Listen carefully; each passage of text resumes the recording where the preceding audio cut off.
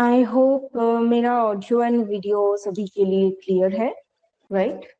Yes ma'am. Okay, thank you so much. So चलिए आज के लिए हमारा क्लास स्टार्ट करते हैं।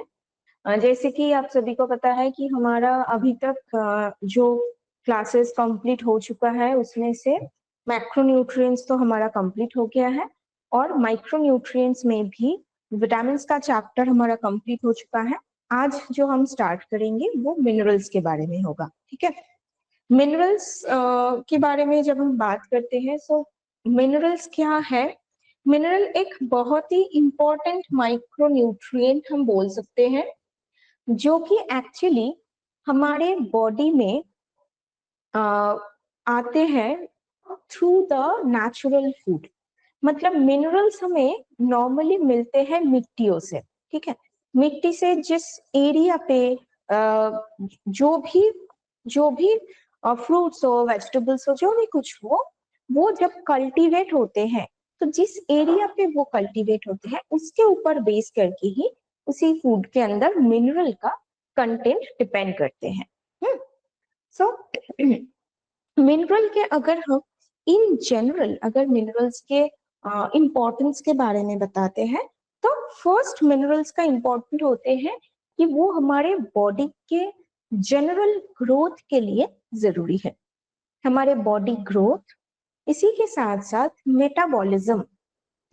विदाउट मेटाबॉलिज्म तो हमारा बॉडी में मतलब कोई भी अब्जॉर्प्शन नहीं होगा।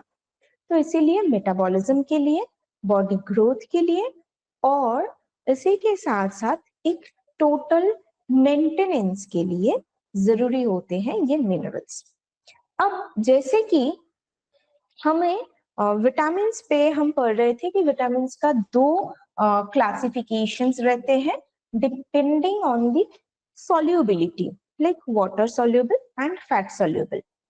Here we will know कि मिनरल्स पे भी दो क्लासिफिकेशन है, लेकिन वो सॉल्युबिलिटी के ऊपर नहीं है।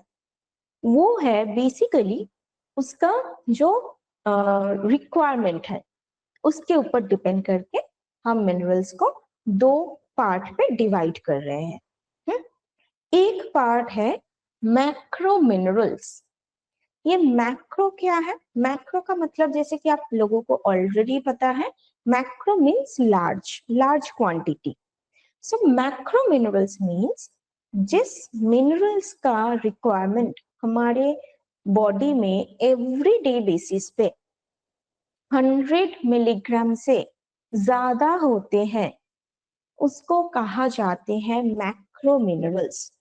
अगेन आई एम रिपीटिंग, जिस मिनरल्स का रिक्वायरमेंट हमें एवरीडे बेसिस में 100 मिलीग्राम से भी ज्यादा लेना जरूरी है उसको हम कहते हैं मैक्रो मिनरल्स। और नेक्स्ट है ये micro minerals. Micro means small quantity.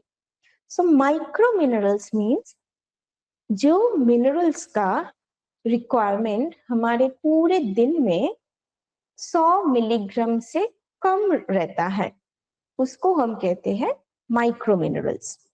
और इस माइक्रो मिनरल्स के अंदर भी कुछ कुछ मिनरल्स तो ऐसे ही होते हैं जिसका रिक्वायरमेंट जो है मतलब वो 0.5 ऐसे ही माइक्रोग्राम तक भी होते हैं, मतलब बहुत ही कम अमाउंट पे लगता है।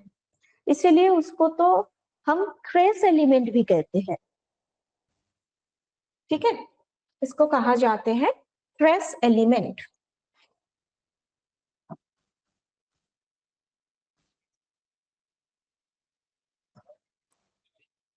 ओके, नेक्स्ट हम क्या देखेंगे कि ये जो मैक्रो मिनरल्स है, मैक्रो मिनरल्स क्या क्या है?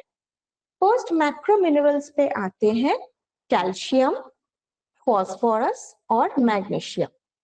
अब ये जो तीन मिनरल्स है ना एक साथ, कैल्शियम, फॉस्फोरस एंड मैग्नीशियम, तो ये बेसिकली तीन मिनरल्स एक साथ मिलके हमारे बोन्स के लिए बहुत जरूरी होते हैं। इसी के साथ इसका अलग अलग फंक्शन तो रहता ही है, लेकिन बहुत इंपॉर्टेंट फंक्शन हमारे बोन्स के लिए भी रहते हैं।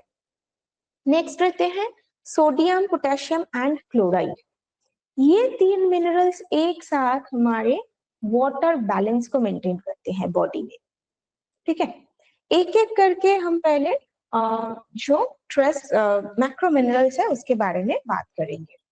First we will talk about the calcium. अब कैल्शियम में कैल्शियम है क्या?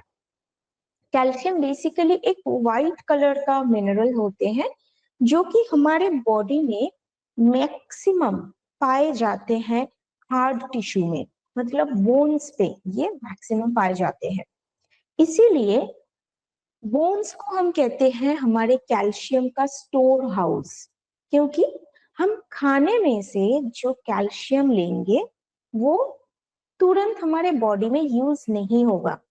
हमारे बॉडी को चाहिए, मतलब उसको काम करने के लिए हमारे ब्लड को चाहिए सिर्फ 1 to 10% ऑफ कैल्शियम, बट बाकी जितना भी कैल्शियम है लाइक अप टू 90 से 99% तक कैल्शियम हम हमारे बॉडी में स्टोर करके रख सकते हैं। वो कहाँ रखेंगे हम? हमारे इस हार्ड टिश्यू में, मतलब हमारे बोन्स पे और टीथ में। यहाँ पे हम कैल्शियम को स्टोर करेंगे और बाकी जो 1 to 10% का जो कैल्शियम है ये चला जाएगा हमारे ब्लड में। इसके साथ थोड़ा बहुत अमाउंट जाएगा हमारे मसल, लीवर यहाँ पे, बट मैक्सिमम जाएगा हमारे ब्लड में, क्योंकि अल्टीमेटली कैल्शियम का जो फंक्शन है वो हमारे ब्लड से ही ऑपरेटेड होते हैं, ब्लड से ही रेगुलेटेड होते हैं। ओके, अब अगर हम कैल्शियम के सोर्सेस पे आते हैं तो ये एक बहुत, मतलब बार बार हम यही सुनते हैं कि मिल्क में ज्यादा कैल्शियम होते हैं। अगर आप मिल्क नहीं पी सकते हो, अगर आप मिल्क नहीं लेते हो, आपको मिल्क पसंद नहीं है, तो आपको कैल्शियम नहीं मिलेगा। बहुत सारे लोग ऐसे भी होते हैं जिन लोगों को मिल्क पूरा मना होता है, तो उनको भी यही क्वेश्चन रहता है कि अगर मैं दूध नहीं पीऊंगी तो मुझे कैल्शियम कहाँ से मिलेगा? But that is completely myth.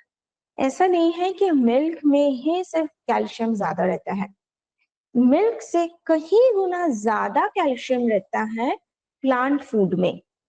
Okay, plant food मतलब जिस प्लांट फूड में ग्रीन कलर आते हैं, जिस प्लांट फूड में लीफी वेजिटेबल्स है, उसमें कैल्शियम ज्यादा रहते हैं, जैसे कि spinach, coriander leaves, fenugreek leaves. तो ये जो लीफी वेजिटेबल्स होते हैं इसमें कैल्शियम हमें बहुत हाई क्वांटिटी में मिलते हैं। अगर आप 100 ग्राम मिल्क पे आते हो और 100 ग्राम कोरिएंडर लीव्स पे आते हो तो आपको कोरिएंडर लीव से बहुत ज्यादा कैल्शियम मिलेगा। नेक्स्ट अगर हम सीड्स की बात करते हैं तो सीड्स में बहुत अच्छा खासा अमाउंट पे हमें मिलता है कैल्शियम पॉपी सीड्स से। पॉपी सीड्स या फिर सिसम सीड्स से हमें बहुत ज्यादा अमाउंट पे कैल्शियम मिलते हैं। इसी के साथ साथ बाकी जो स्पाइसेस होते हैं लाइक क्यूमिन, कोरिएंडर, मस्टर्ड, ये जो स्पाइसेस होते हैं ना, इसमें भी हमें कैल्शियम मिलते हैं। तो जिन लोगों को भी यही मतलब रहता है कि स्पेशली जो लोग कंप्लीट वेजिटेरियन हैं, उन लोगों के मन में ये एक रहता है कि नॉन वेज नहीं लेने से कैल्शियम नहीं मिलेगा। वो बिल्कुल भी ठीक नहीं है। अगर आप नॉनवेज में भी कैल्शियम रिच जो सोर्सेज है वो अगर रेगुलर बेसिस पे आपके डाइट पे इंक्लूड करोगे तो आपको कैल्शियम रिक्वायरमेंट फुलफिल होगा। कैल्शियम रिक्वायरमेंट कितना रहता है? हमारे पूरे दिन में 600 मिलीग्राम रहता है, जो कि सभी के लिए सेम होता है। मतलब after 10 to 12 years of age till the adult age हमारा कैल्शियम रिक्वायरमेंट यही रहेगा 600 मिलीग्राम, क्योंकि जब आपके बोन ग्रोथ हो जाते हैं, ठीक है, specially after 18 years of age, जब आपके बोन ग्रोथ हो गया है मतलब आपके बोन का एक प्रॉपर स्ट्रक्चर आ गया है। अब उसमें आपको कैल्शियम को स्टोर करना है। कितना करना है? सिर्फ 600 मिलीग्राम अगर आप पूरे दिन में आपके खाने से लेते हो कैल्शियम, तो आपके लिए आपके बोन्स स्ट्रॉन्ग रहेगा। जब आप पूरे दिन में कैल्शियम को प्रॉपरली इंक्लूड करोगे आपके डाइट पे, तो बेनिफिट्स क्या आएगा? फर्स्ट बेनिफिट आएगा आपके बोन्स का एक हेल्दी स्ट्रक्चर, क्योंकि आपके बोन्स एक ऐसा मीडियम है जो कि हमारे टोटल बॉडी सिस्टम को मेंटेन करते हैं, मतलब हमारे बॉडी स्ट्रक्चर को मेंटेन करते हैं। ये जो मैं अभी स्टैंडिंग पोजीशन पे हूँ, इसका मतलब मेरे बॉडी का जो पूरा वेट है वो कहाँ जा रहे हैं? वो जा रहे हैं मेरे पैर पे। तो मेरे पैर की जो हड्डियां है उसके ऊपर ज्यादा प्रेशर आ रहे हैं। वो प्रेशर तभी बियर कर पाएगा जब उस पे कैल्शियम प्रॉपरली स्टोर रहेगा, मतलब वो जब स्ट्रॉन्ग रहेगा। तो हमारे टोटल बॉडी स्ट्रक्चर के लिए, पूरे बॉडी वेट को बेयर करने के लिए और प्रोटेक्शन देने के लिए कैल्शियम जरूरी है। कैसे प्रोटेक्शन? अगर मैं थोड़े से चलते चलते अगर कहीं पर मुझे लग जाते हैं या फिर मैं गिर जाती हूँ, तो मेरी हड्डियां तुरंत टूट नहीं जाएगा। क्यों? Because of the strength. वो स्ट्रेंथ आते हैं कैल्शियम से।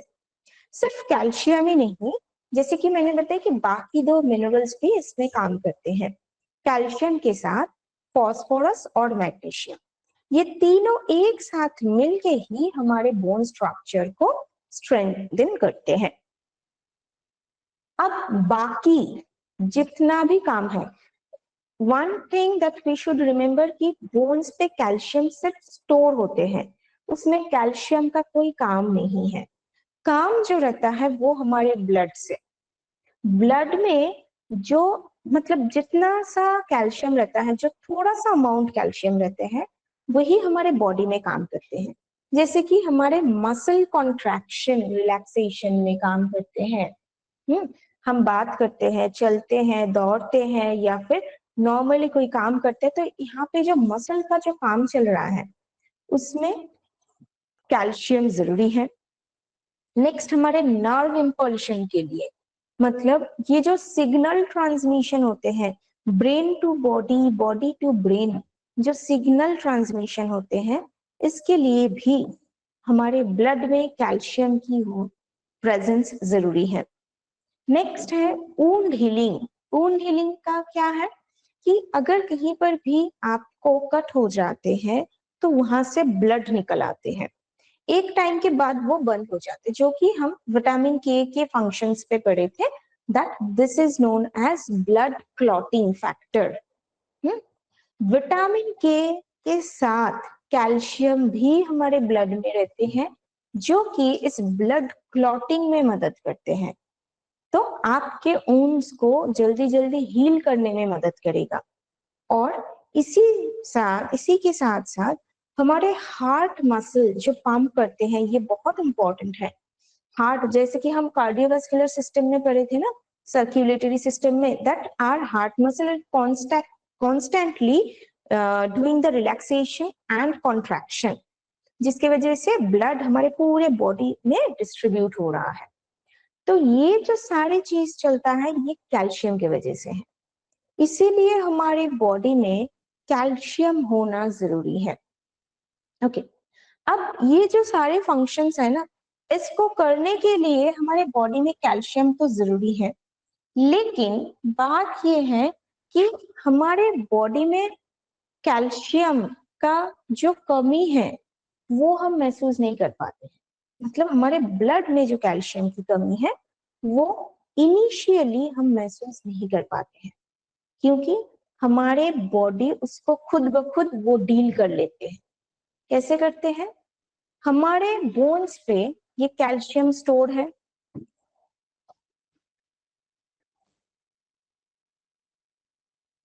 बोन्स पे बहुत सारा कैल्शियम है, करीब 90% कैल्शियम है। और ब्लड को चाहिए कितना? ब्लड को कैल्शियम चाहिए maximum 10%, not more than that, 1 to 10% maximum. ठीक है, अब अगर कभी भी हमारे बॉडी देखते हैं कि ब्लड में ये कैल्शियम लेवल ड्रॉप हो गया है, तो वो इंस्टेंट बोन्स के पास आएगा, बोन से थोड़ा सा कैल्शियम, थोड़ा सा परसेंटेज इधर आ जाएगा, 1%, फिर से 1%, ताकि कभी भी इसका जो नॉर्मल वैल्यू है वो कम ना हो पाए। लेकिन प्रॉब्लम इसमें क्या होते हैं, प्रॉब्लम आते हैं हमारे बोन्स पे, क्योंकि आप बोन्स से लेकर आ रहे हो कैल्शियम को, लेकिन बोन्स पे कैल्शियम नहीं डाल रहे हो। अगर आप एवरीडे बेसिस पे कैल्शियम रिच फूड नहीं लेते हो, मतलब आपके बोन्स पे स्टोर कुछ नहीं हो रहा है, जो स्टोर है उससे ही आप खर्चा कर रहे हो। जैसे कि बैंक पे आपके पिताजी ने एक अमाउंट आपको दिए हैं जो कि आप बैंक पे सेविंग्स अकाउंट पे रखे हो, ठीक है, और आप उसमें सेविंग्स अकाउंट पे जितना भी अमाउंट था, मान लीजिए 1 लाख रुपया है, बहुत सारा है, तो आप देख रहे हो कि आपको एक बार 5,000 की जरूरत है, आप बैंक गए हो, 5,000 विड्रॉ किए हैं, ठीक है, कोई बात नहीं, 1 लाख से 5,000 जाएगा तो कोई बात नहीं, लेकिन उस 5,000 को आप बाद में फिर से डिपॉजिट नहीं किए, नेक्स्ट फिर से आपको 10,000 की जरूरत पड़ गई, आप फिर से बैंक गई और 10,000 विड्रॉ किए हैं, तो ऐसे करते करते वो 1 लाख से आप देख रहे हो कि रोज ऐसे विड्रॉ करते करते आपके 1 लाख से अभी बचा है सिर्फ 20,000। क्यों है? क्योंकि आप सिर्फ विड्रॉ किए हो, डिपॉजिट कुछ भी नहीं किए थे। सेम सिचुएशन हमारे बॉडी में है, आपके जरूरत के लिए बोन से ब्लड में कैल्शियम विड्रॉ होता है, लेकिन आपको डिपॉजिट करना है आपके खाने के थ्रू। जब आप वो नहीं करोगे फिर आपको डिफिशियंसी नजर आएगा। क्या डिफिशियंसी? मैक्सिमम लोगों को क्या प्रॉब्लम आते हैं? पैर में दर्द, कमर में दर्द। क्यों होते हैं? वो एक दिन के लिए नहीं होते हैं, बहुत दिनों से अगर आप कुछ भी डिपॉजिट नहीं करते हो फिर जाके ये प्रॉब्लम आते हैं आपके बॉडी में। और इसमें काम क्या करते हैं? एक जैसे कि रहते हैं ऑस्टियोक्लास्ट और एक रहते हैं ऑस्टियोब्लास्ट, ठीक है। इस ऑस्टियोक्लास्ट, इसका काम क्या है? विड्रॉ करना, मतलब हमारे बोन्स से ब्लड में कैल्शियम को रिलीज करते हैं। ये जो सेल है, ये सेल ज्यादा है, मतलब आपके बोन्स पे, बोन्स से कैल्शियम वो धीरे धीरे ब्लड में रिलीज होता जाएगा। और ऑस्टियोब्लास्ट, ये सेल का काम क्या है? डिपॉजिट करना, मतलब फूड से आपके बोन्स पे कैल्शियम को ये डिपॉजिट करते हैं। तो हमारे बोन्स पे मैक्सिमम ये ऑस्टियोब्लास्ट सेल रहते हैं, इसीलिए बोन्स पे डिपॉजिट ज्यादा होते हैं और रिलीज कम होते हैं, ठीक है। लेकिन आप ये भी और एक चीज देखेंगे कि जब उम्र हो जाते हैं या फिर फॉर वुमेन आफ्टर मेनोपॉज, उन लोगों को ना ये पैर कमर का दर्द ज्यादा रहता है। क्यों? क्योंकि उस टाइम पे ईस्ट्रोजन हार्मोन कम हो जाते हैं, ठीक है। ईस्ट्रोजन हार्मोन जब कम हो जाएगा तो ये जो ऑस्टियोब्लास्ट सेल है इसके सिंथेसिस कम हो जाएगा, इट मींस कैल्शियम एब्जॉर्प्शन भी कम होगा। सो उन लोगों को प्रॉब्लम, बोन्स रिलेटेड प्रॉब्लम्स ज्यादा रहेगा, ठीक है। तो ये टोटल होते हैं कैल्शियम के फंक्शन और डेफिशिएंसी। अब कैल्शियम डेफिशिएंसी का मैंने मतलब कॉम्प्लिकेशंस क्या है, जो कि हम विटामिन डी पे पढ़े थे, एक ऑस्टियोमेलेशिया, ऑस्टियोपोरोसिस, ऑस्टियोआर्थराइटिस, ये 3 होते हैं कैल्शियम के डेफिशिएंसी कॉम्प्लिकेशंस। इसी के साथ हार्ट रेट पे प्रॉब्लम आते हैं, हार्ट हेल्थ पे बेसिकली प्रॉब्लम आते हैं, हमारे नर्व इंपल्शन में प्रॉब्लम आते हैं, हाँ, जो कि कैल्शियम काम करते थे उसमें प्रॉब्लम आएगा। ये जो सिचुएशन है जहां पे कैल्शियम कम हो जाते हैं, जहां पे कैल्शियम कम हो जाते हैं उसको कहा जाते हैं हाइपोकैल्सेमिया।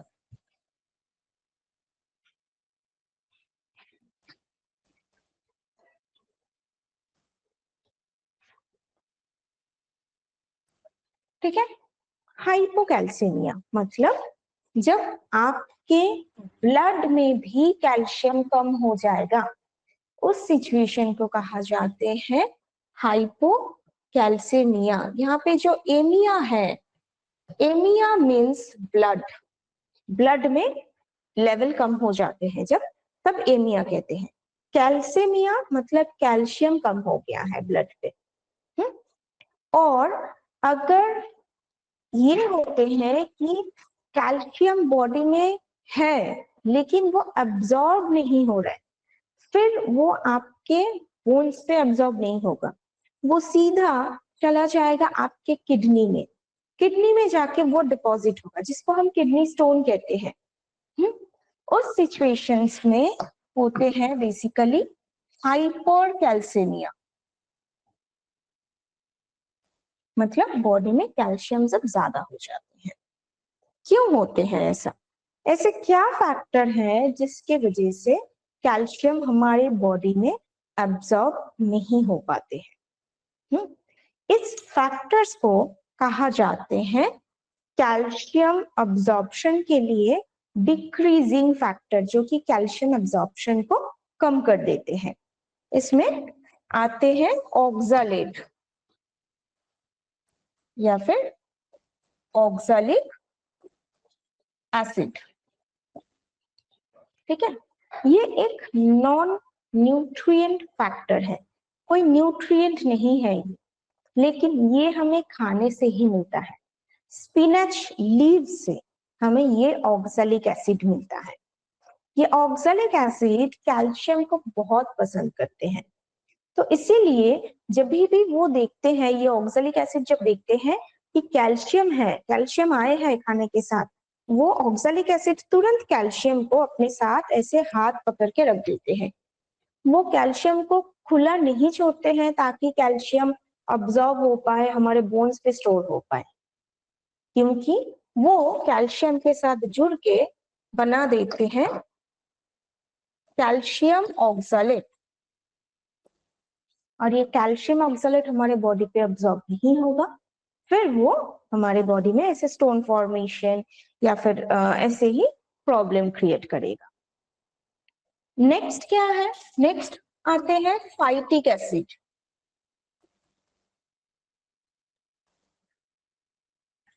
फाइटिक एसिड मिलते हैं हमें जो होल ग्रेन्स होते हैं, होल ग्रेन्स के एकदम ऊपर वाला जो लेयर है उस पे हमें फाइटिक एसिड मिलता है। वो भी कैल्शियम के साथ बाइंड होके होते हैं calcium phytate. Okay, calcium phytate.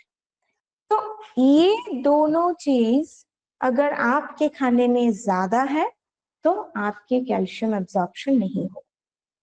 अब होल ग्रेन्स और स्पिनच दोनों ही इंपॉर्टेंट है, और दोनों को एग्जैक्टली ज्यादा से ज्यादा लेना है आपके खाने में, तो आपको कैसे लेना है? फर्स्ट, जो ये दोनों चीजों को आप डीएक्टिवेटेड कर सकते हो पानी देके।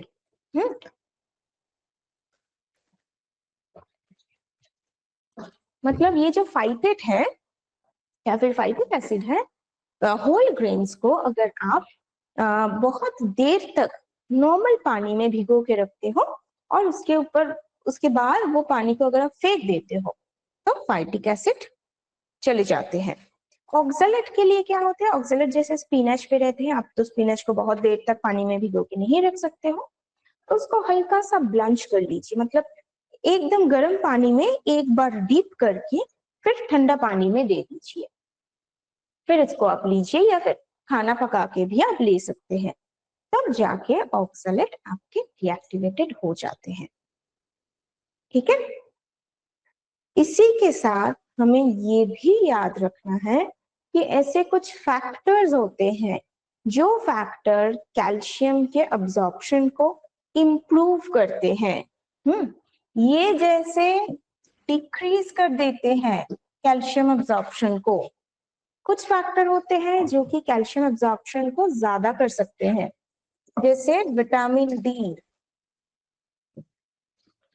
आपके बॉडी में अगर विटामिन डी सही मात्रा में है तो आपके ब्लड में कैल्शियम एब्जॉर्ब होगा, क्योंकि विटामिन डी कैल्सीटोनिन बोल के एक हार्मोन सिंथेसिस करते हैं जो कि कैल्शियम एब्जॉर्ब करने में मदद करेगा।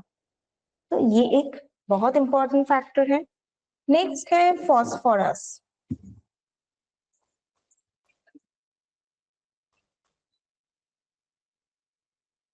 फॉस्फोरस इंप्रूव करेगा। फॉस्फोरस का रेशियो कितना होना चाहिए? 2:1। मतलब कैल्शियम जितना है, कैल्शियम अगर 2 है तो 1 होना चाहिए आपके फॉस्फोरस। कैल्शियम परसेंटेज के 0.5% आपके रूटीन में, आपके डाइट पे अगर फॉस्फोरस है तो आपके बॉडी में वो कैल्शियम अच्छे से अब्सॉर्ब होगा। नेक्स्ट होते हैं लैक्टोज।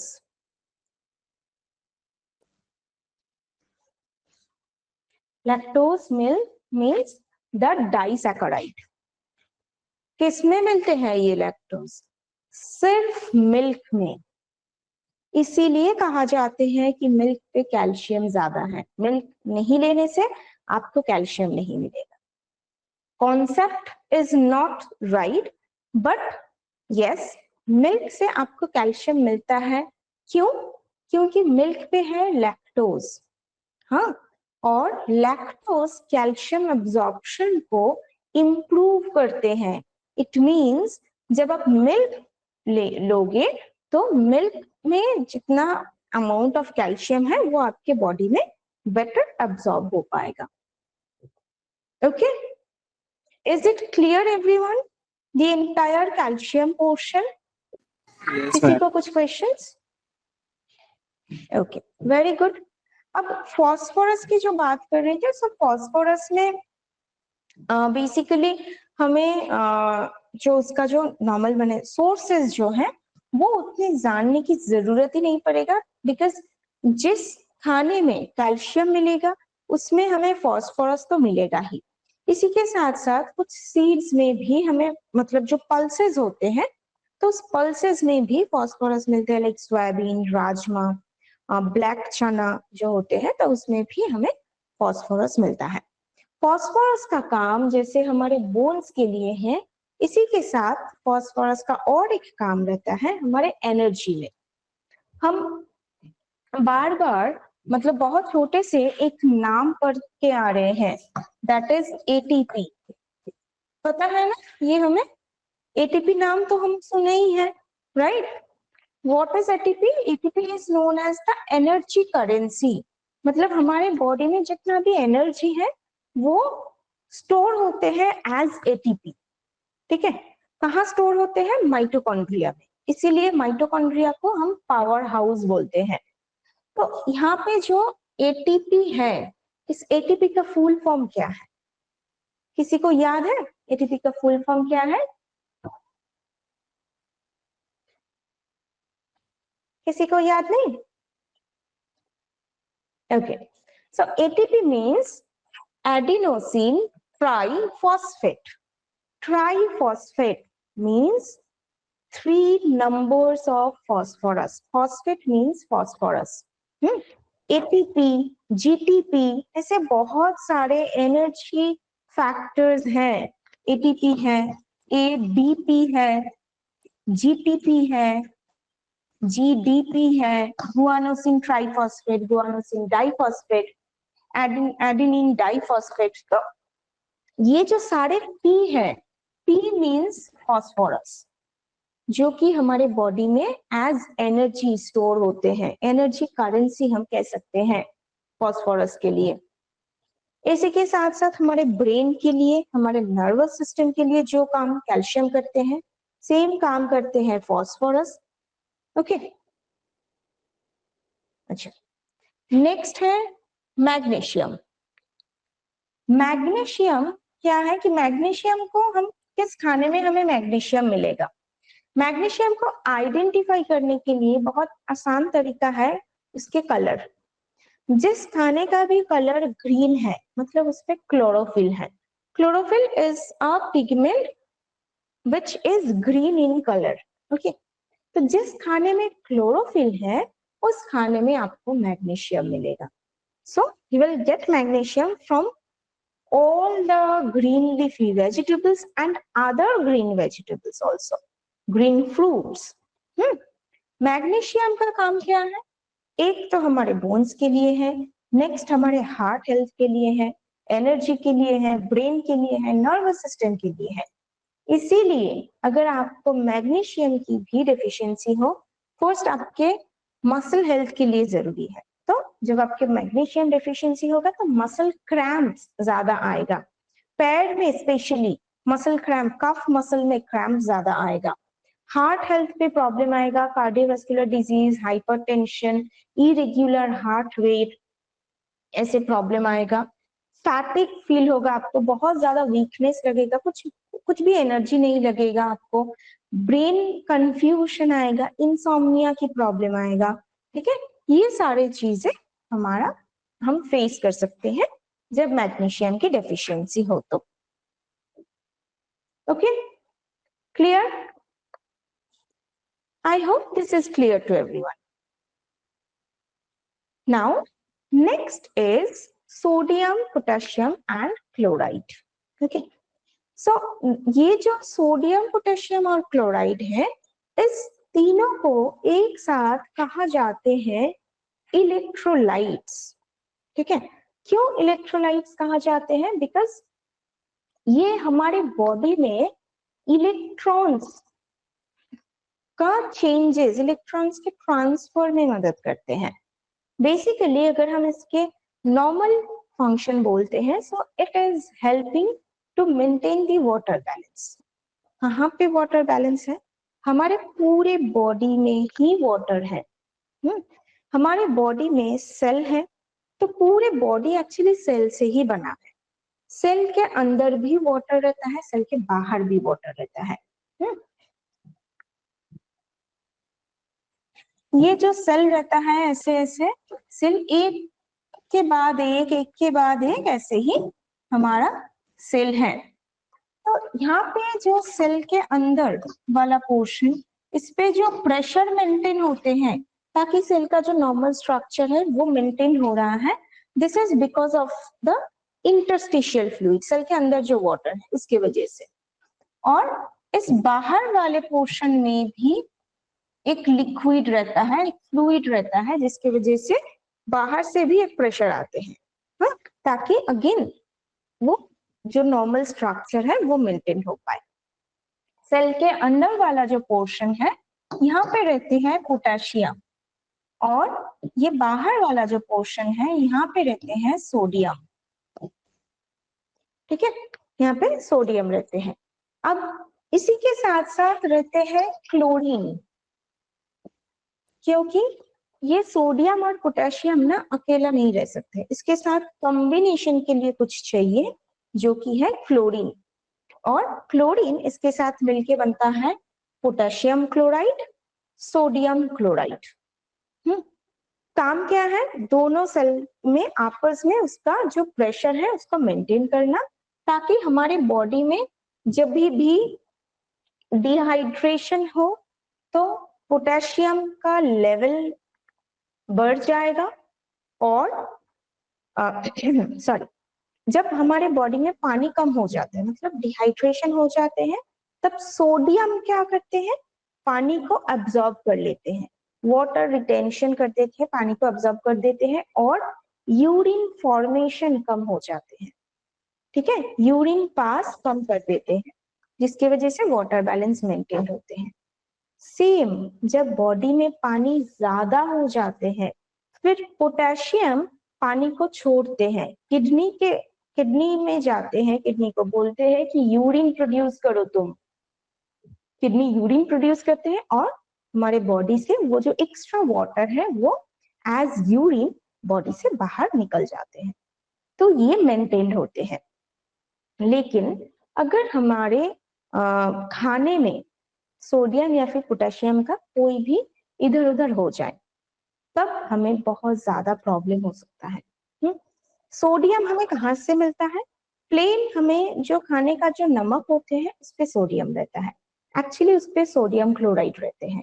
इसलिए आप देखेंगे कि जब सर्दियों के मौसम में या फिर बारिश के मौसम में भी अगर आप ऐसे नमक का जो कंटेनर है उसको अगर आप ढक्कन नहीं देते हो तो विदाउट लीड वो वाटर को अब्सॉर्ब कर लेते हैं, वो पूरा पानी जैसा ही हो जाते हैं, पिघल जाते हैं वो पूरा, क्योंकि सोडियम का नेचर है पानी को अब्सॉर्ब करना, हमारे एनवायरमेंट से भी वो पानी को अब्सॉर्ब कर लेते हैं। ठीक है, अब यूजुअली क्या है कि सोडियम का और एक काम होता है, वो है हमारे नर्वस सिस्टम में, मतलब ये जो इसको इलेक्ट्रोलाइट्स कहा जाते हैं, क्योंकि ये इलेक्ट्रॉन ट्रांसपोर्ट चेन पे हेल्प करते हैं, मतलब नर्व सिग्नलिंग में काम करते हैं। तो अगर हमारे बॉडी में सोडियम कम हो जाए तो इस सिचुएशन को हम कहेंगे हाइपोनेट्रेमिया, जिसकी वजह से हमारे सर चक्कर आना, एक कंफ्यूजन स्टेट आएगा, वॉमिटिंग ज्यादा होगा, हाँ, पूरा ब्लैकआउट जैसा हो जाते हैं। ठीक है, कोमा पे भी पेशेंट चल सकता है, या फिर लो बीपी हो जाते हैं जिसकी वजह से पूरा ब्रेन काम करना बंद कर देते हैं। ऐसे हो सकता है अगर सोडियम कम हो आपके डाइट पे। लेकिन अगर सोडियम ज्यादा हो गया तो ऑब्वियसली हाइपरटेंशन, हाई बीपी का प्रॉब्लम हमें दिखेगा। Next potassium. पोटेशियम का भी काम सेम है, हमारे मसल के लिए बहुत जरूरी है, ये मसल कॉन्ट्रैक्शन रिलैक्सेशन के लिए पोटेशियम जरूरी है, इसके साथ वाटर बैलेंस तो मेंटेन करते ही है। तो पोटेशियम हमें किस खाने में मिलता है? यूजुअली जो नेचुरल फ्रूट्स होते हैं उसमें हमें पोटेशियम मिल जाते हैं, ज्यादा मिलता है बनाना एंड कोकोनट वाटर में, ज्यादा पोटेशियम हमें मिलता है। ठीक है, पोटेशियम अगर कम हो जाए डाइट पे तो उस सिचुएशन को कहते हैं हाइपोकैलेमिया, जिसकी वजह से loss of memory, loss of appetite, loss of sense, ऐसे प्रॉब्लम हमें दिखते हैं। और अगर ये ज्यादा हो जाए then it is known as hypokalemia, जिसकी वजह से कार्डियक अरेस्ट हो सकता है, मतलब cardiac failure, heart related issues आते हैं हमारे। ठीक है, क्लियर यहाँ तक? यहाँ तक कुछ क्वेश्चंस किसी को? Okay, I hope this is clear to everyone. So this is all about the macro minerals. ठीक है, अब नेक्स्ट क्लास पे हम डिस्कस करेंगे फिर ये जो माइक्रो मिनरल्स है उसके बारे में। एक्चुअली माइक्रो मिनरल्स पे दो माइक्रो मिनरल्स हमें बहुत इलेबोरेटली डिस्कस करना पड़ेगा, first is iron and second is iodine. इसके साथ बाकी जो माइक्रो मिनरल्स है वो ऑलमोस्ट हम ट्रेस एलिमेंट जैसा ही मानते हैं, क्योंकि उसका रिक्वायरमेंट इतना ही कम रहता है। लेकिन वो आज नहीं, वो हम नेक्स्ट क्लास पे डिस्कस करेंगे फिर। ठीक है, आज के टॉपिक में किसी को कुछ भी क्वेश्चंस, कुछ doubts? No ma'am. Okay, then it's very good. So आज के लिए फिर इतना ही, आगे जाके फिर नेक्स्ट क्लास पे मिलते हैं सबके साथ। एंड आई होप आप सभी ने, आप लोगों का प्रीवियस जो वीडियोस हैं वो आप लोगों को मिल गया है, तो उसको अच्छे से रिवाइज कीजिए ताकि आप लोगों को जब इंटरनल एग्जाम होगा तो उस पर आसान हो जाएगा आप लोगों को। ठीक है, रिकॉर्डिंग क्लास कैसे खोलेंगे मैम?